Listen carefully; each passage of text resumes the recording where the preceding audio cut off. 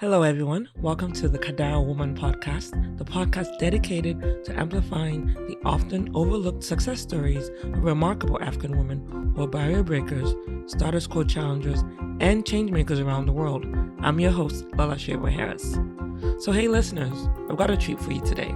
You know those moments when you're stuck at a crossroads, wondering if you should play it safe or take a leap of faith? Well, our guest today, Rashida Abdulai, has been there, done that, and my goodness, does she have a story to tell. So imagine walking away from a cushy career in international law in the UK to start your own business. Sounds crazy, right? But that's exactly what Rashida did when she founded Strand Sahara, a legal firm that's all about empowering African-owned businesses on the continent. And so in today's episode, Rashida shares how she learned to trust her gut and make some pretty bold moves, why she's using her legal superpowers to make a real difference in the world, the messy, imperfect process of getting a business off the ground, and spoiler, it's not as glamorous as it looks on Instagram. So grab your favorite drink or your walking shoes and prepare to be inspired. Rashida's story might just be the nudge you need to chase your own dreams. Let's jump right in. All right. Good afternoon, Rashida. How are you doing? I'm very well, thank you. It's so good to see you. You look amazing. I love the red, and I'm sorry everyone can't see this, but she looks great. Just trust me. Thank you. Yeah, I'm in a red mood today. No, One of you. my eldest son's favorite color. Oh, that's awesome.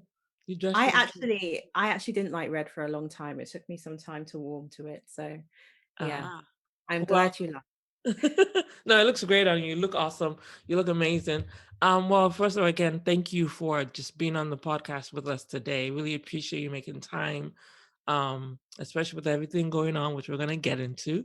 But first of all, I would love for you to just introduce yourself, tell us about your heritage, where you're from, and let's start from there.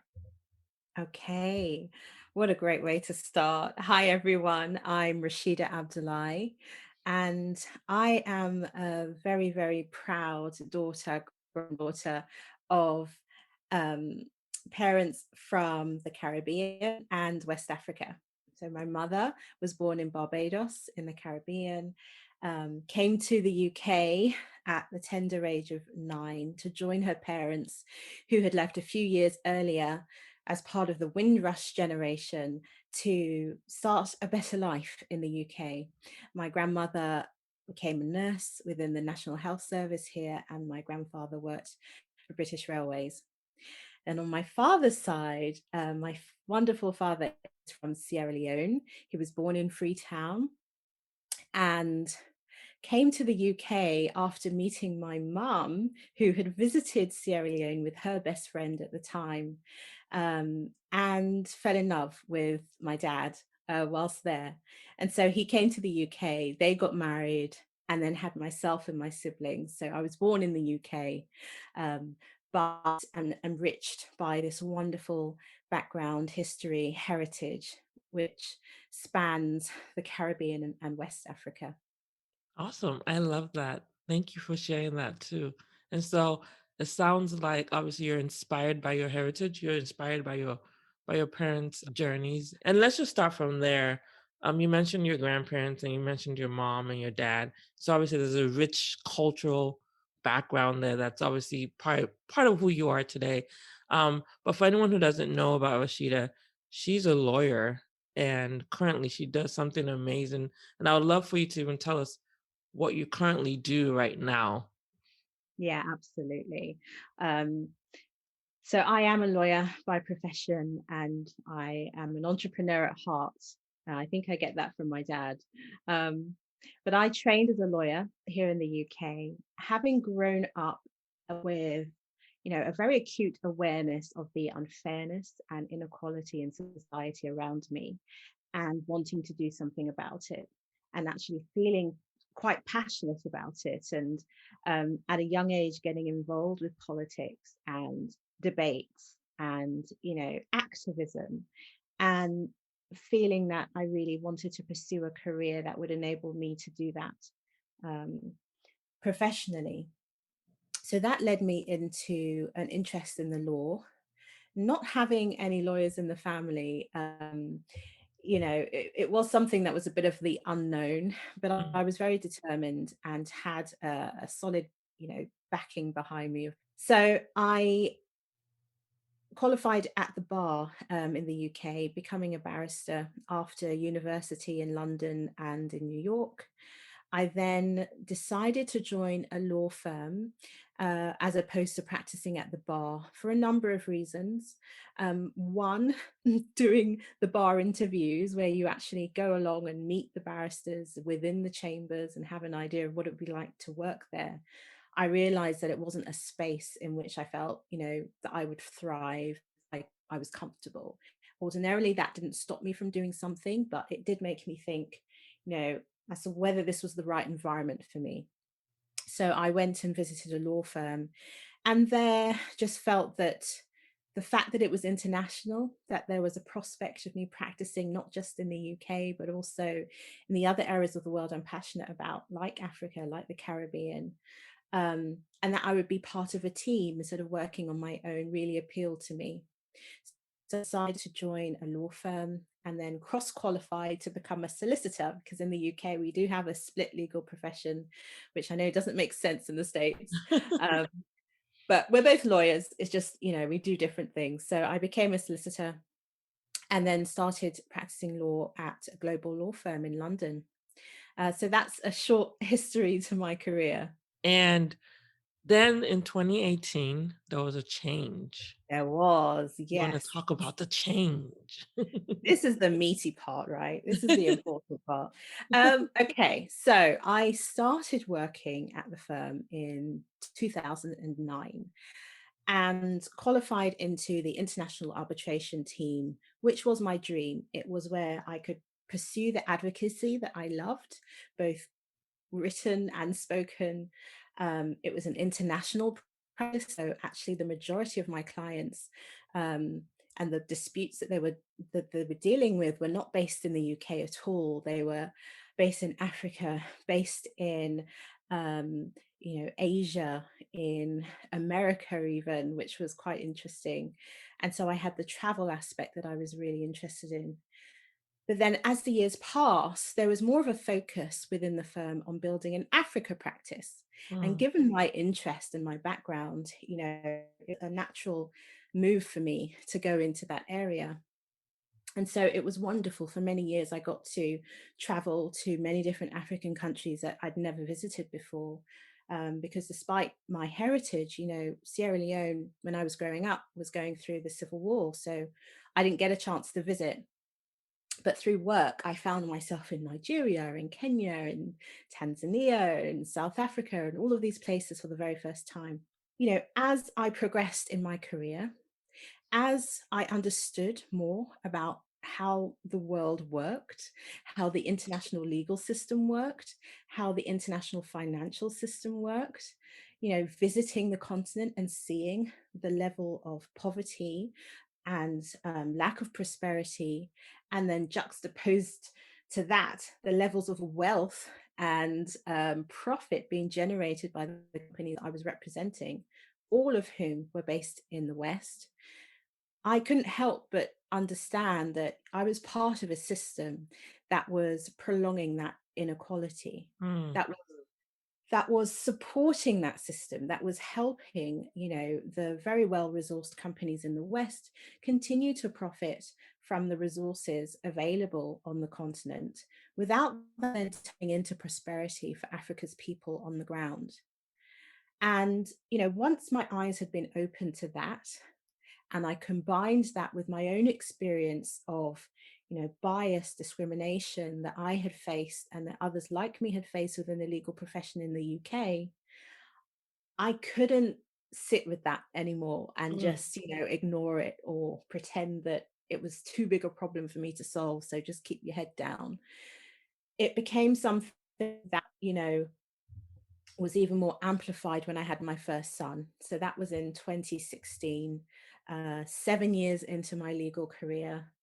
And, looking at him and just thinking about the world that I wanted him to inherit and that I did want to see change for him, and recognizing, for me, that if we wanted to see more equality, and eradicate or limit as to as much as we can racism in the UK, which is where we lived, then I needed to do something about the problem of the exploitation of Africa, because I see the two as Mm. inextricably linked. You know, when we look at the source of the racism, why it exists, where it came from my perspective, I believe it persists because it's a necessary part of that old colonial system, which is to this day in place to Hmm. ensure that, you know, white majority countries continue to prosper, often at the expense of the rest of the world. And it shouldn't be that way, you know. Right. um, it- and it doesn't need to be that way. It's not an either or, you know, situation. So I decided in 2018 that it was time for me to really, I guess, trust my intuition, to listen to that voice and do what I can to make things better. I decided to start Strand Sahara, which essentially is about using the legal expertise, the connections, the networks that that I had gained over the previous decade within the legal industry, to benefit people of African heritage, whether they are here in the UK, elsewhere in the diaspora, and indeed, importantly, on the continent itself. So we focus on providing really accessible and affordable legal solutions for African owned businesses so that they can finally start to benefit from Africa's wonderful resources, whether those are natural resources, the African people and their, you know, intelligence, ingenuity and innovation, um, the wonderful land mass that we have, great weather that we have, you know, the wonderful tourism opportunities that we have for the rest of Mm. the world. There's so much. Um, and it's about time that more of that wealth was actually retained for the benefit of African people, and that we held our rightful place in the world. Um, and I feel that an important part of that is this, you know, transfer of wealth, if you like, um, away from the old colonial masters to um, Africans, and that in turn will impact the experience of Africans everywhere in the world. We'll all have a home that we are proud of, that we identify with, and um, that is no longer exploited or seen as lesser. Yeah, I love that. I love the fact that Strand Sahara exists solely to basically help African founders or people who are in the diaspora. And it's all about trying to get the wealth back onto the continent to the right people and help Yeah. them build and, climb from an economic standpoint, take advantage of the resources. I think that's an amazing cause. And but I can also understand that that's a departure from what you were doing for the past decade, right? Prior to that. And so I'm curious to understand if there are two or three things you'd like to share about how you made that transition to start to run your own business. Yes, it was in a legal space, but running your own Mm, business is totally different from working for someone yeah. else. So how did you make that leap? Yeah, it was not an overnight thing for sure. And it was not easy. I don't know how many of our listeners can identify with this, but especially when you have, you know, grown up in a corporate system, in a large organization, you adapt to that organization. You know, you learn the rules, you understand how to thrive in that sort of environment. And it is so very different to the business world and the entrepreneurial world. And I was acutely aware of that yes, I had become really accomplished in this particular world, big law. You know, I'd won awards, I had, you know, got recognition for the work that I was doing.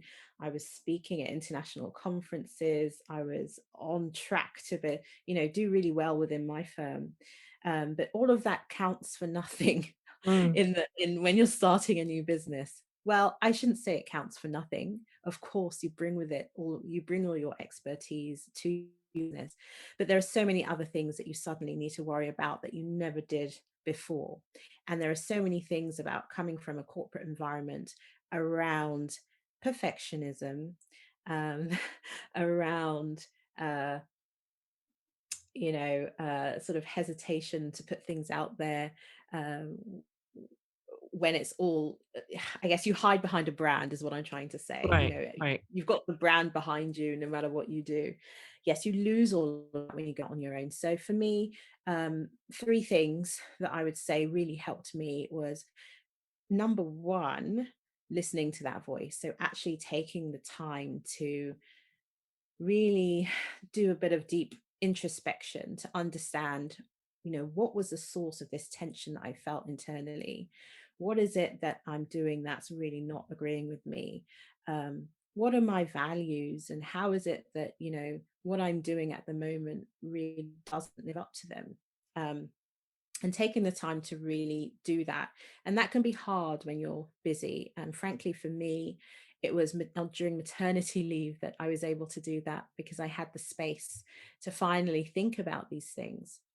Um, the second thing is to get some help. So I enlisted the help of a coach who was experienced in dealing with people who are going through transitions. Was a business coach? Yes, well, an executive coach is what her title was. Okay. Um, but it was someone who could help me sort of work through that introspection, understanding what it is that that didn't feel right about where I was, and what it was that, I wanted to transform into, or essentially understanding the type of business I would need to build in order to fulfill my what's important to me, for it to live up to my values, so that it's sustainable, and so that, I'm making the move with the um, the right intention, and building something that is capable of fulfilling me in the way that, my previous job wasn't. um, so that was really important. And to find a coach, often it's not easy. I wanted someone who would understand a bit about my experience as a Black woman in corporate, in the Mm, corporate UK field, but who also had the foot entrepreneurial door, so who knew business owners and worked with CEOs as well, and who I felt that I could be really open and honest with. And so that really was a journey, finding the right person. I read a few books. I looked at a few personality profiles, like Strength Finder, I think was one, and a few others, and did all of these things to enable me to recognize and identify who the right person would be. I ended up working with a wonderful coach called Rena Dial, and she has a book called The Brilliance Quotient, which I can also recommend. And what I mm, loved about her was that she's not Black, we didn't share that, but she is a woman. She is also from a non-white background, and she brings that into her practice. She's got Indian descent, and she uh, brings sort of those principles. She calls it combining Eastern knowledge with, Western practices, and I just loved that. I loved the authenticity of it. I loved that she was bringing herself to the table as well, and I felt that we would get on really well, and we did. The third thing was that I knew I had an idea for a business, but had no idea whether it was a good one.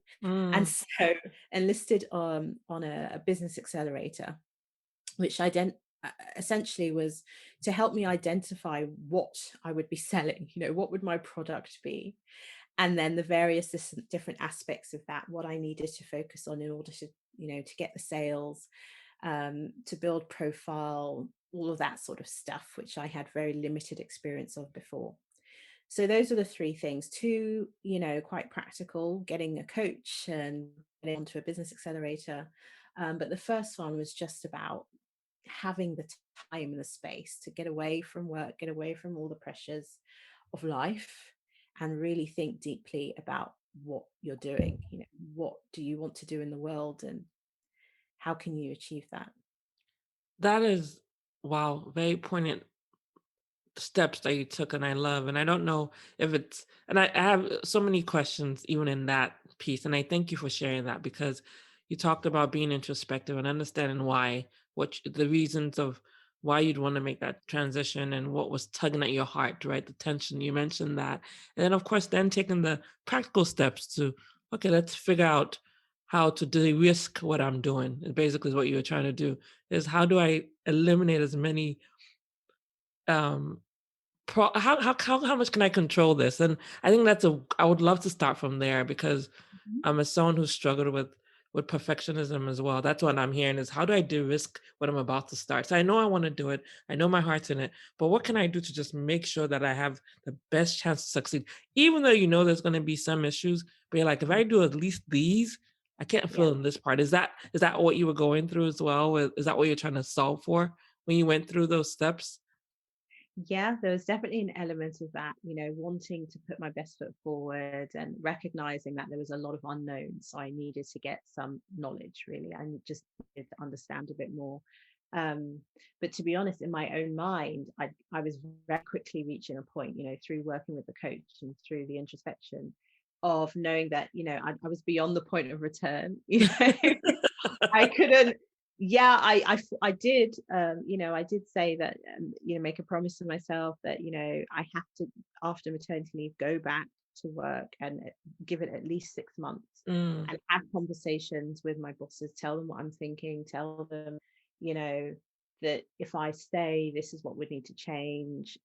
To really explore all of those options before leaving. Um, but in my mind, it's almost like once you've opened that box, you can't really put the lid back on. right, right, right, So I knew this is happening. I've got to do it. I'll regret it if I don't. right. So the business accelerator, it was de-risking, but it was also getting onto the track, getting started. Like, okay, what are we going to do? How are we going to do this? Because I knew it was a road I needed to go down. And frankly, the sooner I started, the sooner I will crack it. It's just a matter of putting in the hours, really, and doing what you can and persevering, because it's not easy. But when I thought about the downside, I knew that I would regret not doing it more than I would, have any doubts about whether I should have done it. And quite frankly, if it didn't work out, I could always go back. So That is there true. was no downside. Yeah. From my But perspective, anyway. so you started the business accelerator while you were still working, when you I went did. back, right? Okay. All Yeah. right. Yeah. Did it whilst I was still working during that sort of 6 month period that I had given myself to, see if I could make it work within the firm. So you're still at the firm, and you had mentioned earlier that you also had a lot of great opportunity. And Yeah. so now you're at the reality of, yes, Pandora's box has been opened about you wanting to pursue this entrepreneurial part of you and trying to figure out what that was going to look like. But there's other part of you that had to be asking yourself, am I really trying to get off this track? And I wanted to talk through some of that. I don't want to call it doubt, but some of the other side of the equation that's saying obviously you're a Black woman in corporate law. Was there any of that noise in the background for you to contend with while you were making this decision to be an entrepreneur? Yeah, absolutely. It really was. Um, there's a really big tension between me wanting to go down this path, but at the same time being very aware that I had an opportunity to become the first Black partner, who was visibly, not just a Black partner, but proud of their heritage, visibly fighting for diversity and inclusion and anti-racism, um, within a big, a global law firm. I was very aware that for a lot of people in the industry who were looking up to me and sort of seeing me as a role model for them. And um, I was very active in diversity sort of initiatives within the legal profession in the UK. I sat on the Law Society's Equalities Committee.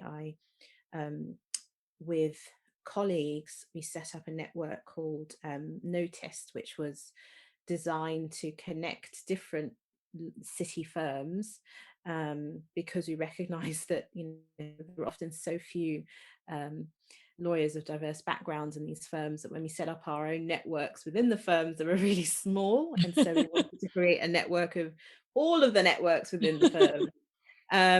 And that was wonderful. We held some really great events. We were encouraging a lot of junior lawyers and students who wanted to learn more about the industry and how they could get in. And then there was also the fact that my parents, had sacrificed for me to get to where I was, and that actually I felt quite privileged to be in that position. Mm, And, you know, I'm talking about walking away from it. right, Is right. that the right thing to do? Shouldn't we just put our heads down and, yeah, it's going to be uncomfortable, but just think about the legacy, or think about, the fact that you're doing something that hasn't been done before, or, you're the first, and all of this stuff. But as much as I had all that noise in my head, it just didn't feel true. It Mm, wasn't, to me, that was me worrying about what other people think, or worrying about what other people will think or will say, or whatever. And I did get some comments from people, of good course. meaning people, who sort of like, well, Shida, you're in an amazing position, like you can make partner, like, what are you thinking about? Or you just had to, if you just stay like another year, you'll be in a position to change things because you'll be more senior. And I just knew that wasn't true, especially when you're the only. Wow. I did not have the power to change things because I wasn't the problem. I saw it very much as, sacrificing myself if I'd stayed, as opposed to being a liberating and positive move. Mm, Um, And when it comes to the issue of racism and the discrimination faced by people of African descent in the UK, in the legal profession, all around the world, you know, I just felt that within an organization like that, there was a limit to what you could do. And it was really disempowering. I would feel frustrated about lack of change. I'd feel frustrated, talking to people about the issue and just seeing that they don't get it. They really don't mm, understand, and they're not really invested in it either. So, you just feel, I just don't like feeling disempowered. Okay. I talked to you about going into this law because I'm an activist, because I right. want to change things, because I want to speak up. And it just becomes, it grinds you down. And I felt like I'm not sure what I will turn into if I stay here. I can feel my spirit being ground down every day. So, what is the one empowering thing I could do? It's to say, actually, do you know what? I back myself. Yes, I could be a partner if I stayed, but I could build something even more powerful if I leave. So, let's do that, please. And the wonderful thing about starting a business and having a business is that sense of empowerment. Yes, it's hard, but is it really harder than the all-nighters you push in the office, Mm, when you mm, feel, especially when you feel that you're not doing things that align with your values? No, it's actually, it's a difficulty that you embrace and that you are pleased to face, because you know that it means that change is happening, that you are growing, that you're doing something meaningful. um so yeah, it was an issue for sure. I did think about those things, and the unexpected, I think, aspect of it was that I'd suddenly reached a point where a lot of my peers, my friends, my colleagues, who I obviously got to know over the 10 years, and were really tight, and we would have dinners and things, all of a sudden, we, I don't know, there was a bit of a disconnect. It was though, oh, well, you're leaving the club, or, mm, um, and them not really being ready to talk about the issues I was discussing, because they are still going to be facing them, and they've made a different choice. So I had to find a new group of friends, a new oh, network, wow. find a new tribe, which I didn't anticipate that. Of course, if I thought about it, it would make sense. But the Business Accelerator was great for helping with that, helping me find a network of entrepreneurs. And then I've just over time been able to find more and more communities of people who, yeah, we share the same vision, and we're working towards building our own businesses in our own image, in accordance with our own values, where don't need to worry about diversity and inclusion because we don't have a problem with racism. Do you know Right. what I mean? Right. Like, Right. it's not an issue. To the point where last year I was so happy and just elated to have started something called the Black Founders Hub Mm, um, in the UK, although we're international now, with Denise Nurse and David McQueen, who are also entrepreneurs, professional services industry. And we have created a hub for people like us.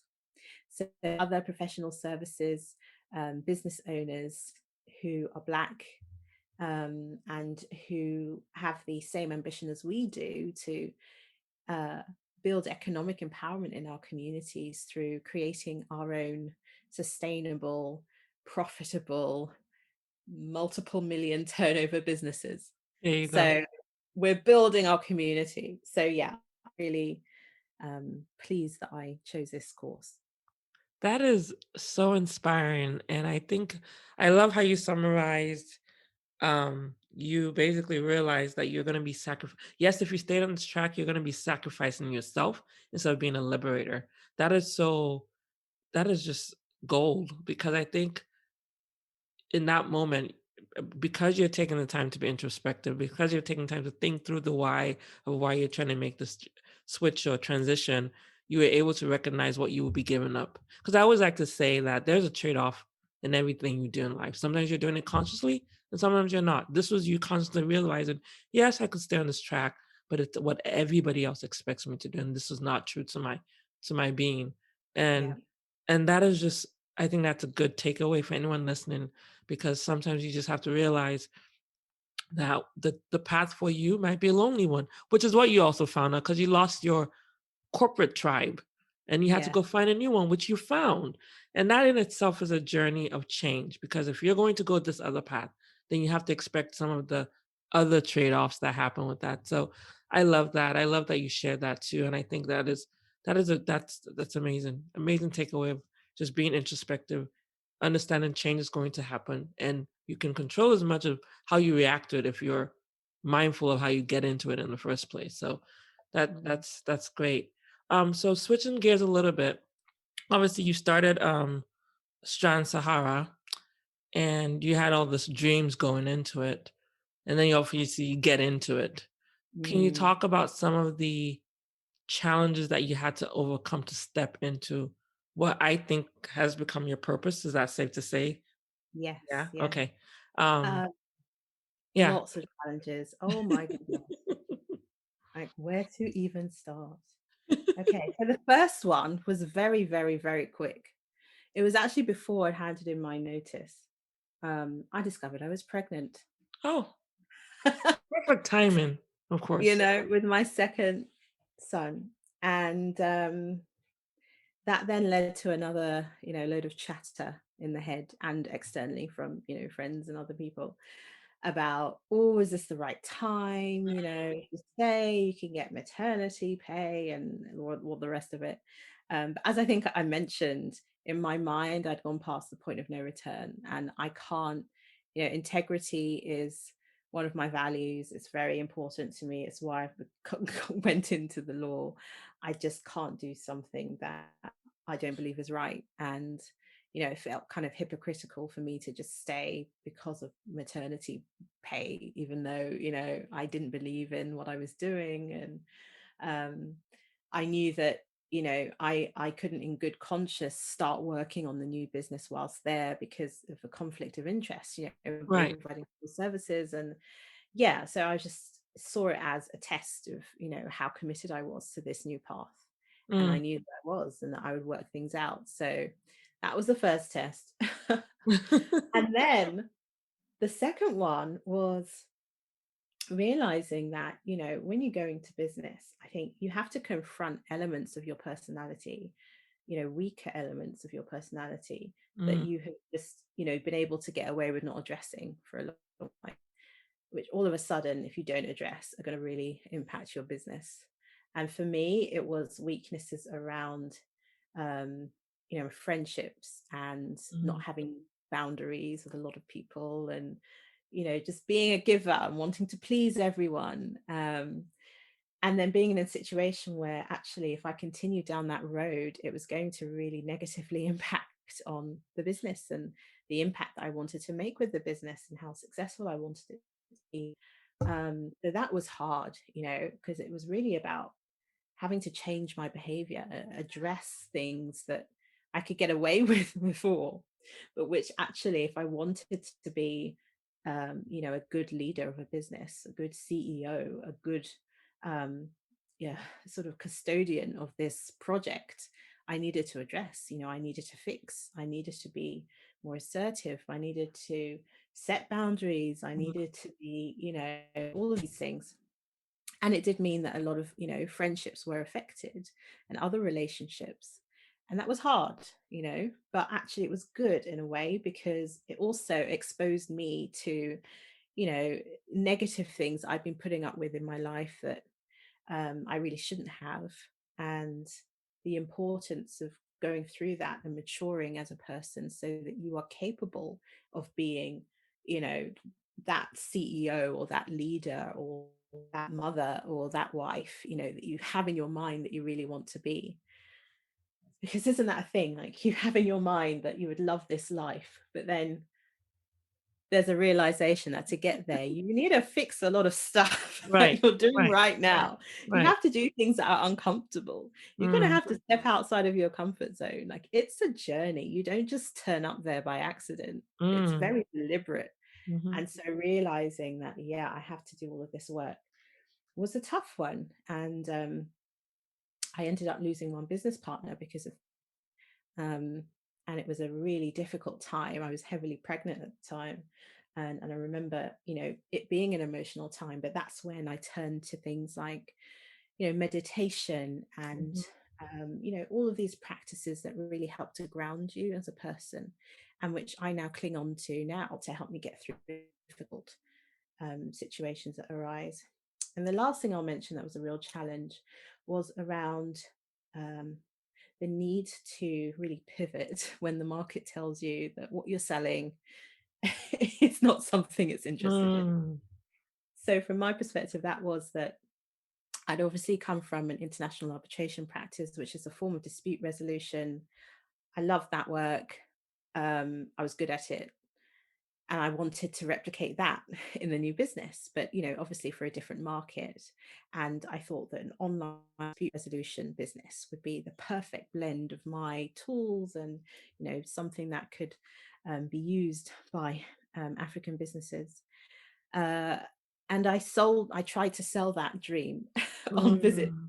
to Nigeria, Kenya, Ethiopia to businesses, and realized that that just wasn't addressing a problem that they faced. Mm. It just it wasn't the thing that really was getting in their way when it came to legal. What was getting in their way was their inability to get really sound commercial advice for helping them get set up in the right way and get investment. Mm. And so, even though all of my experience to that point was pretty much all dispute resolution, I realized that actually the need was not in the contentious side of law, but actually the non contentious part, building up businesses, helping them understand how to increase the value of the business, how to get intellectual property protections and identify their intellectual property assets, how to protect themselves from competitors, from rogue employees, all of that stuff, how to attract investors. And so I pivoted to provide that service and include a really educational part. So we're helping people to understand the benefits of legal protections because a lot of people just didn't, they didn't understand that. The legal world was just alien to them and the Mm. language used, and they didn't Mhm. really see how it could make a difference. It was only when things went wrong and then they realize that, oh gosh, I should have had that they then discover that they did need legal protection. And so I wanted to be more proactive and help people to understand the value of what we were doing so that it then became a no-brainer for them to put those protections in place. So those are the first three challenges, and they were big. No, those are And I think what I took away from what you said, Rashida, was that at the end of the day, it sounded like you, in becoming this entrepreneur, you also becoming the best version of yourself because you had to again reflect on the weak parts of your personality, some of the things that you would ignore because corporate America doesn't let you, you just don't have that room. And so you had to Mm. address it. That is again another I think that was insightful for me too, because I'm like, yeah, that's right. Because it's you in the mirror trying to figure out this baby that or I guess in this case, baby is kind of the theme in in the story. To me, that's just a reminder of birth and that there's some there's always something to be said about change, and when you're going to impact or bring something new to the world, you have to give up something old. And of course, giving having a baby doesn't mean you're giving up anything old, but the point is that it just is a reminder, if anything, that you're birthing something, you're bringing something in. And then I liked what you said about having to pivot the business. I think you're right. A lot of us come in with this idea of what we want to solve and what we're going to do and how we're going to do it and how it's going to even feed into everything we believe about ourselves, but you have to listen to the market for Yeah. it to be successful. I mean, you can go off that path, but it might not be successful. And I'm sure even then, that probably happened after the business accelerator, right? You did the business accelerator, but Yeah. you got into the market, and you're Yep. nodding your head, and you're like, "Yep, got to change now," and then reconcile with that too, right? Like you said. And so, Absolutely. I guess going through all of that, what is the one thing you wish you knew before starting? Hmm. Gosh, I don't know. One thing I wish I knew. Ah, gosh, it's hard, because I'm still on that journey where I'm still learning things. I don't know everything yet. And there was a lot of things that I learned, and that have been important. Um, but I guess it would have been good to know from the get go that the reason behind the pivot really was that you've got to put something out there first and see Mm, how it does before you know whether it's any good, before you know whether it will work, before you know um if it's going to have the impact that you want it to. So I wish I kind of knew that the best thing to do is just go ahead, just start, and then let the market guide you, because obviously through the accelerator, and so because of my nature to be more of a perfectionist, to plan and all of that, I spent a lot of time planning and doing mm, all of that stuff before I actually put something out there to sell. And really that just meant that I lost time, mm. because it then became apparent that I needed to make changes, which only became apparent after I'd put something out there. So yeah, I think, even though say I wish I knew it, I don't know whether I would have followed that advice even if I did know, because there's a bit of learning that you need to have to Yeah, realize that yeah, you kind of got to ditch that perfectionist, because it's actually ego, it's not right. helping you. It's not, it's all based upon you wanting to look good and caring, about what other people think about you, as opposed to thinking about who you're serving and wanting to help them. So I had to learn that. Really, I had to really recognize those things that were getting in my way, that were more ego than anything else, Wow, before I could acknowledge that, yes, we need to put something out in the market first, and it doesn't have to be perfect. And people might think I'm an idiot or say, oh gosh, what's she doing? But you know what, that doesn't matter, and they probably won't anyway, because nobody cares. that's true. That is true. I mean, that is so, I mean, wow. Yeah, I'm reflecting on what you just said. It's your ego that's wanting, it's your ego that's making you want to believe that you need to be perfect before you put it out there. But your message is no, just get it out there. And that's something you always say when you articulate this about how you start, right? The Mm, starting now with what you have, right? yeah. That's something you now believe, I think, just based on that experience. Yeah, absolutely. And it's something that I've heard people say as well. But you can hear people say things, you can think, yeah, intellectually that makes sense, but I'm not ready to do that. But yes, it was that whole matter of, start now where you are with what you have, and not, constantly planning or thinking, oh, I just need to get this and then I'll be ready, or I just need to fix the website and then we can go live, or I just Mm, need to get this copyright, or I just need to make sure that I've, whatever the just need mhm. excuse is, there's something else going on there. And Right. actually, the sooner you start, the sooner you'll be able to refine and, make all the changes that you need to do in order to be successful. And so, one thing that I guess I would say to people is, if they are thinking about an entrepreneurial path, starting a business, something they really want to do, and they're just planning away, then recognize that you're losing time in doing that. There are some things that you just have to learn through doing. You can't plan for them because, it's impossible to, and you can't even, in your mind as it currently is, conceive of some of the things that are going to come up. So the sooner you get started, the sooner you get through those initial 2 to 3 years of pain, where you're just, you know, learning everything and getting things wrong and despairing, then the sooner you'll get to the point of success, which is what we all want. Yeah. No, I think those are oopsie. I think those are so important. And I think I just love the way you're just, again, to me, it's just tying back to your mindset. It's tying back to being introspective. Before we switch gears to something else, I think there's one more question I wanted to ask just around mindset. And you mentioned this earlier when you're talking about some of the challenges that you overcome, and that one of the ways you kind of get yourself back on track is through meditation. I was curious if there's any other rituals that you do, just to Mm. stay grounded on the cause, on the purpose of why you started Strand Sahara, why you're pursuing all these projects. Is there anything else you would love to share?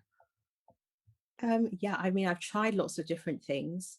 Um, some I've been able to keep up, and others not, but just because of what life throws at you, frankly. With a newborn who's not letting you sleep, it's very hard to then, I'm going to wake up at 5 a.m. every morning and do my meditation. So, yeah, that is going, no. So, the first thing I'd say is be kind to yourself. Like, great is to have all these ambitions and things that you want to do. But if you're not happy or you're pushing yourself too hard, it's not going to work, because just got to come from a space of accepting yourself first and being happy with who you are. And but the things that I've consistently kept up that I think are really good to do and that don't require too much time, thankfully, is number one, gratitude practice. So every day, just thinking to yourself or even writing down, 3 things that you're grateful for. And it's just amazing how doing that can just switch your mood, Mm, and move you from a space of, perhaps feeling hard done by or stressed or tired, to, oh, wow, wow, yeah, gosh, thank you. Yes, mm, there's nothing I can't do, really. And that mind shift is just so, it's just wonderful. It's just so energizing and releasing. And you can get that just by forcing yourself to think about 3 things you're grateful for. And it could be, some days it's things as, banal as, oh, I'm really grateful that um, I have, uh, you know, I'm able to drink Seychelles tea this morning. So my favorite tea right now is from the Seychelles, and it's vanilla flavor. And Ooh, I know it's crazy, but that's where my mum lives right now, with my stepdad. He's from the Seychelles, I've been and to so they. Seychelles. Sorry, you've I said I've been. been to the Seychelles. I love it. Oh, wonderful. Yes, beautiful, isn't it? Yeah. And so they always bring this say tea for me, and it's just brilliant. I just love it. I love vanilla, and so I love that I can have that tea and it's just there and it's waiting for me. And it just, just being grateful for that and recognizing that, yeah, actually, I'm really, really, really lucky to have that in my life.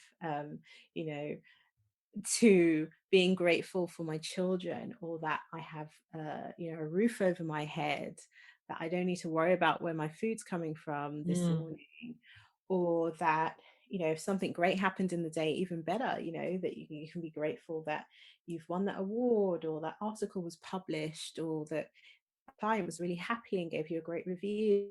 It could be anything. but that you can breathe, frankly. Even if you're having a bad day and really bad things have happened, there's always something you can be grateful for. That I'm in the shower right now with hot water, and all of these things. That's true. And it just switches your mood in a way that I think is more powerful than we really understand.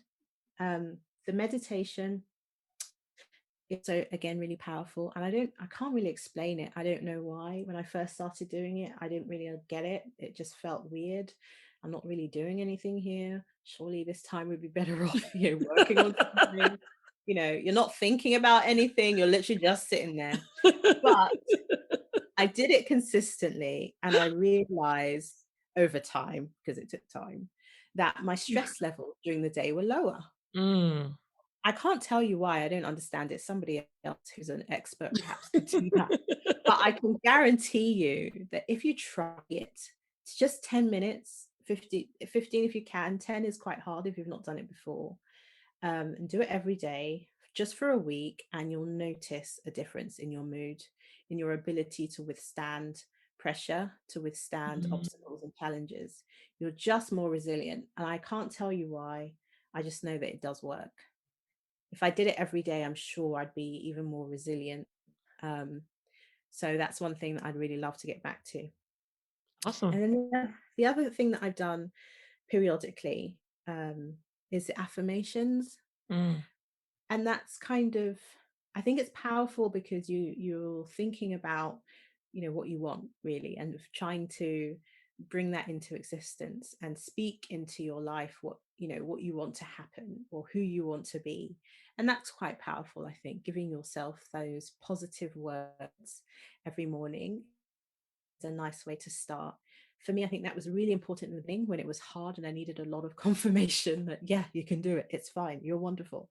You're strong. You're resourceful. Mm. You're creative. You can solve anything you put your mind to. Just giving myself those positive words was really important and really helpful. Wow. That's awesome. And so before we go into the lightning round, I guess the last question on this side is, what have you learned about yourself through this journey? A lot. Yeah, a lot. And I think I'm still on that journey Mhm. because I still feel like there's still so much that I don't quite know yet, that I feel, but I can't really articulate, that I need to get under the surface of. But yeah, I've had to confront things and talk through, um, uh, I guess, issues or beliefs that I've had that are based on experiences in the past, that I hadn't realized I was still holding on to, and Mm. trying to work through those. I understand more about who I am and my personality. And so it's empowering because it's now easier for me to make choices, for example, as to whether to do something or not do something, or whether to partner someone or not partner with someone, and not feel that angst about, oh gosh, was that the right decision? And what if, and what if, and what if? It's like, no, Mm. for me. And that's quite nice. I think sometimes things like that come with age as well. A lot of people have told me that as they get older, you know, they worry less about that, what other people think and all of that. But I've learned a lot about myself, and I think um, I've learnt to listen to my intuition. I think Mm. that's the biggest thing I've learned, and it's wonderful because you there's a sense of, I guess, certainty that you get when you do that you don't have when you're trying to rationalize things in your head, or deal with heart versus head dilemma Mhm.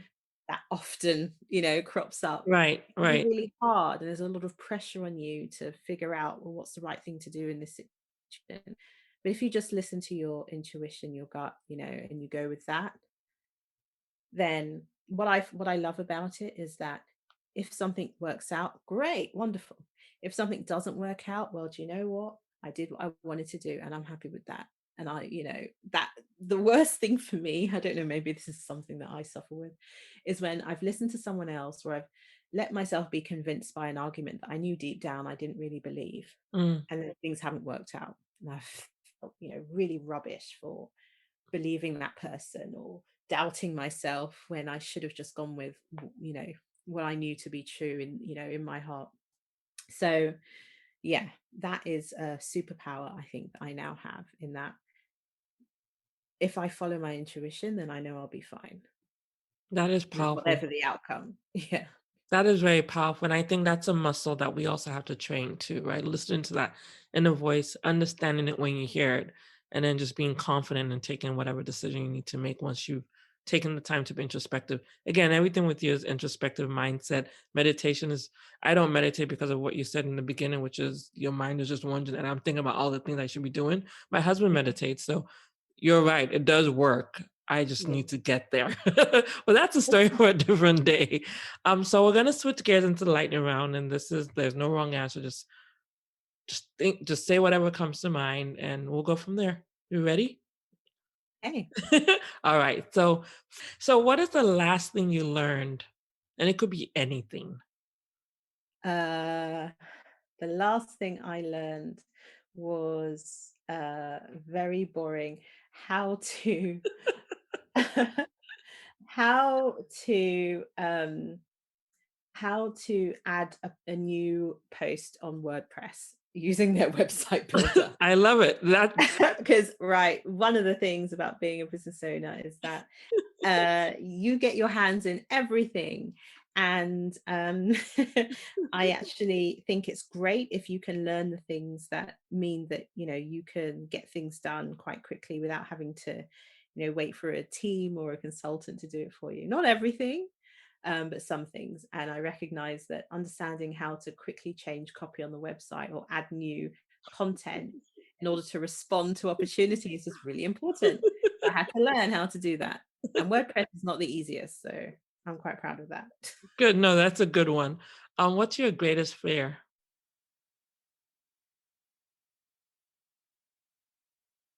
What are you afraid of the most? Fear. Okay. My greatest fear is uh not is feeling not having control over my choices, if you like. So I um I don't know where I get this from, but my parents are both very independent. My mum and that very independent, and I really do fear not being able to make my own choices. And it's something that I think as women we face a lot. A lot of people Mm, seem to think that they have a right to determine what we should or shouldn't do, especially when it comes to our bodies. It's just shocking to me. It's like, excuse me, of course it's my choice, it's my body. Like, what are you talking about? right. And that's the fear for me, not having not being able to control my choices. And I think that's also related to losing capacity.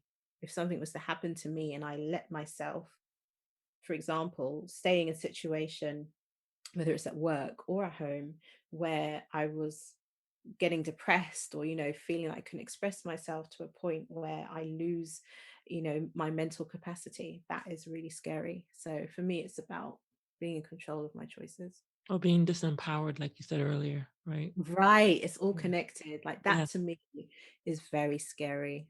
Yeah. Yeah. Yeah. What would you consider your greatest achievement to date? Hmm. Oh, I think it has to be my children Oh, because, yeah, they're amazing human beings that are now in the world because of me. But for me, they would not be here. I just can't top that, to be honest. oh, Um, Obviously, I'm doing what I'm doing to create a better world, not just for them, but for others.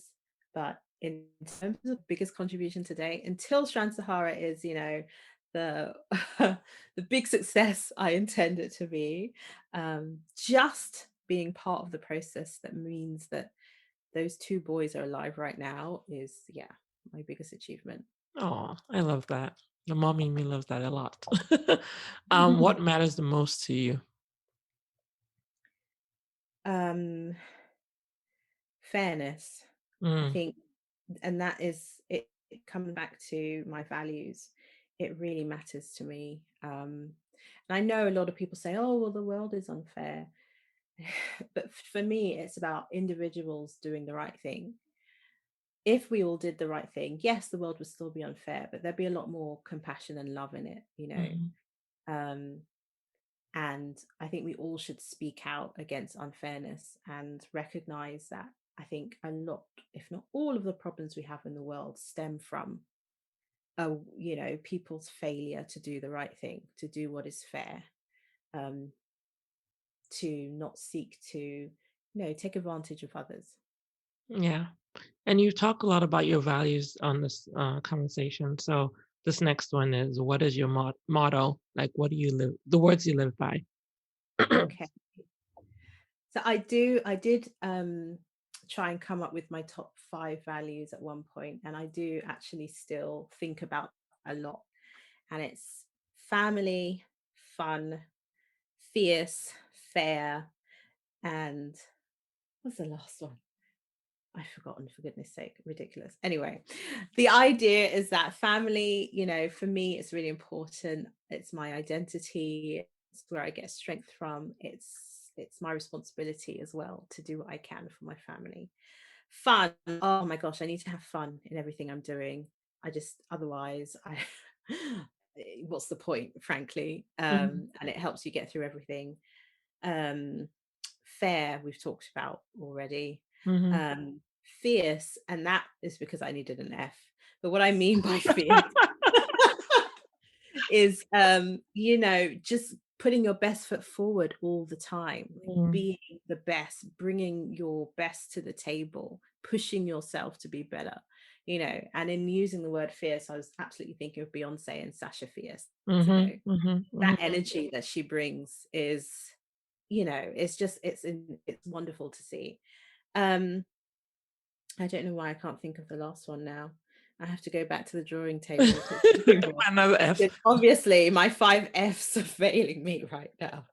I know what it is. Free, of course, free. Oh, And yeah, I I guess like this that. relates to the choices. So it's about having autonomy, having freedom to pick, what I need. And I know that that's important to me. It's one of my values, because when I've been in situations where my freedom has been curtailed, I can't, I'm not happy. I can't function properly. I want to break free. So Yes. yes, The those are my 5 Fs. the 5 Fs that are great, and they don't mean you got a bad grade. I love it. Absolutely. And there's no swearing involved. No swearing involved. I like it. What are your thoughts on destiny? Because this is the Kadara Woman podcast. um I think destiny is a really powerful concept, and I think it enables, or it facilitates human beings like us to really become the best versions of ourselves if we believe in a destiny. I don't know if it's real or not, but I think the power of believing in one is so powerful and, life transforming, that I'd rather believe in it than not. And I think the way that we do that is by listening to those inner voices, because I think, we are all unique and we see the world in a different way to, the next person, which means that we are able to bring something to the table that is really valuable and that only we could bring. And so if we silence that voice, then we're depriving the world and ourselves of something. So I believe that it is really important to think about destiny Mhm. and understand that there's something you are supposed to do in this world that nobody else could do. Love that. That is wow. And last question. 3 words you would use to describe you, the Kadara woman. Oh, wow. Okay. Um, I would say I'm fair. I am, um, gosh, I'm bold, and I'm fun. I love that.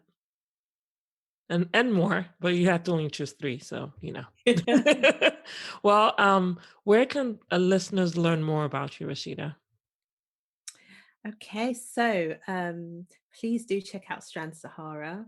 At the moment, we cater for businesses in the UK and then in 8 different countries on the continent as well. Um, and you can find us at www.strandsahara.com. Also, throughout all the socials, we're at Strand Sahara. And then to connect with me personally, LinkedIn is probably the best place. I'm on there as Rashida Abdulai. I do have a personal website as well, which is more for speaking engagements. That's www.rashidaabdulai.com. Um, and yeah, I'll be really, really, especially pleased to hear from anyone who wants to collaborate in some way, um, who is doing work to promote and empower African owned businesses in the diaspora Awesome. Well, and on the continent, of course. oh, of course, yes. Well, Rashida, you've been awesome to talk to today. Thank you so much for all the words of advice, all the 5 Fs now. That's what I'm gonna call it, the 5 Fs. I mean, that's just the nice way to end the conversation. But really seriously though, this has been a great conversation and thank you. Thank you so much for having me. It's been really fun, and it's always nice to have these chats because you're reminded of why you're doing what you're doing. So thank you. No, exactly right. And on that note, we will be done. Thank you for listening to my conversation with Rashida. So let's do a quick recap. Rashida reminded us to trust that little voice in our head, the one that tells us that we can make that leap. We have skills, right? So let's use it for good and turn it into a force for positive change. Perfectionism, my goodness. I struggle with that myself. Just start. It's messy, but you can do it. And also remember that when your work aligns with your values, that's where the magic happens. And so if you're dreaming of starting a business, making a career switch, or you just want a bigger impact in your current role, I hope Rashida's story has inspired you that you can actually do that. But one more favor before you go. Please be sure to subscribe wherever you listen to podcasts so you don't miss an episode. You can also follow us on social media at Kadara Woman. And if you enjoyed this episode, please leave me a rating so that we can continue to amplify these stories and get them out. Thank you for listening. Until the next episode, stay inspired as you live your radically destined life. This podcast was created, produced, and recorded by Lola Shaber Harris and sound edited by Mo Isu. The Kadara Woman podcast is a production of Kadara Media.